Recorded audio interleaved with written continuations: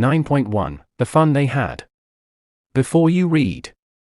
The story we shall read is set in the future, when books and schools as we now know them will perhaps not exist. How will children study then? The diagram below may give you some ideas.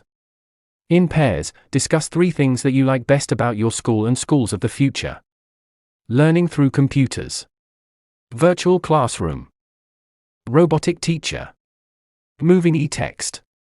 3 things about your school that you would like to change. Write them down.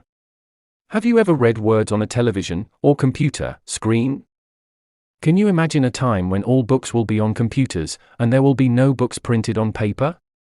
Would you like such books better? www.knrenglish.com.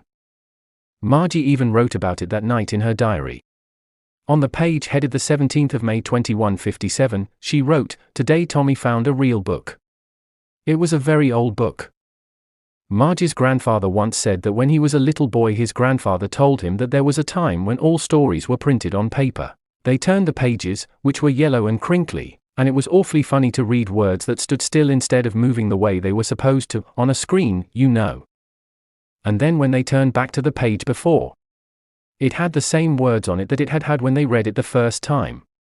Gee, said Tommy. What a waste. When you're through with the book, you just throw it away. I guess. Our television screen must have had 1,000,000 books on it and it's good for plenty more. I wouldn't throw it away. Same with mine, said Margot. She was 11 and hadn't seen as many telebooks as Tommy had. He was 13. She said, "Where did you find it?" "In my house." He pointed without looking, because he was busy reading. "In the attic, what's it about?" "School 3. Margie was scornful. "School? What's there to write about school?" "I hate school."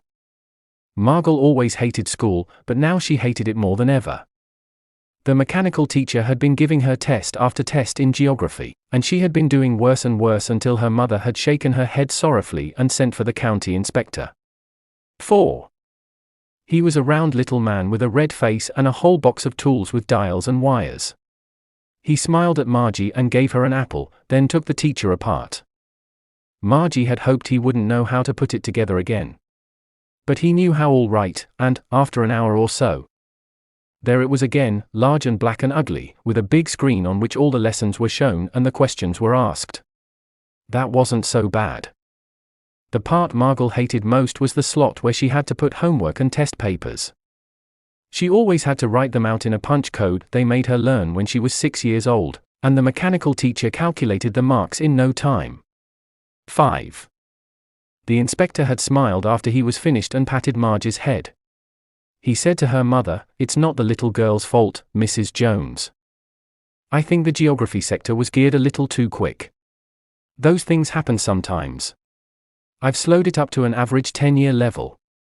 Actually, the overall pattern of her progress is quite satisfactory." And he patted Margie's head again. Margie was disappointed. She had been hoping they would take the teacher away altogether. They had once taken Tommy's teacher away for nearly a month because the history sector had blanked out completely. So she said to Tommy, "Why would anyone write about school?" 6. Tommy looked at her with very superior eyes. "Because it's not our kind of school, stupid. This is the old kind of school that they had hundreds and hundreds of years ago." He added loftily, pronouncing the word carefully, "centuries ago." Margie was hurt. "Well, I don't know what kind of school they had all that time ago." She read the book over his shoulder for a while, then said, "Anyway. They had a teacher. They had a teacher. It was a man. Sure, they had a teacher, but it wasn't a regular teacher. It was a man." "A man? How could a man be a teacher?" "Well, he just told the boys and girls things and gave them homework and asked them questions." 7. A man isn't smart enough. Sure he is. My father knows as much as my teacher. He knows almost as much, I betcha. Margie wasn't prepared to dispute that. She said, "I wouldn't want a strange man in my house to teach me." Tommy screamed with laughter. "You don't know much, Margie. The teachers didn't live in the house. They had a special building and all the kids went there. And all the kids learned the same thing? Sure, if they were the same age. 8. But my mother says a teacher has to be adjusted to fit the mind of each boy and girl it teaches, and that each kid has to be taught differently. Just the same, they didn't do it that way then. If you don't like it, you don't have to read the book. I didn't say I didn't like it, Margie said quickly. She wanted to read about those funny schools. They weren't even half finished when Margie's mother called, "Margie." "School?" Margie looked up. "Not yet, Mama." "Now," said Mrs. Jones. "And it's probably time for Tommy, too." Margie said to Tommy, "Can I read the book some more with you after school?" 9, maybe, he said nonchalantly. He walked away whistling, the dusty old book tucked beneath his arm. Margie went into the schoolroom. It was right next to her bedroom, and the mechanical teacher was on and waiting for her.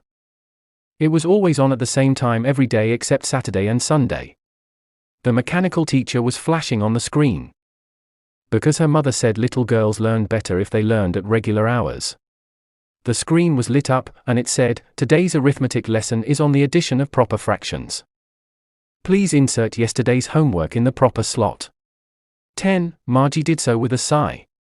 She was thinking about the old schools they had when her grandfather's grandfather was a little boy. All the kids from the whole neighborhood came, laughing and shouting in the schoolyard, sitting together in the schoolroom, going home together at the end of the day. They learned the same things, so they could help one another with the homework and talk about it. And the teachers were people. The teacher was flashing on the screen, when we add fractions 1/2 and. Margie was thinking about how the kids must have loved it in the old days. She was thinking about the fun they had. Isaac Asimov. www.knrenglish.com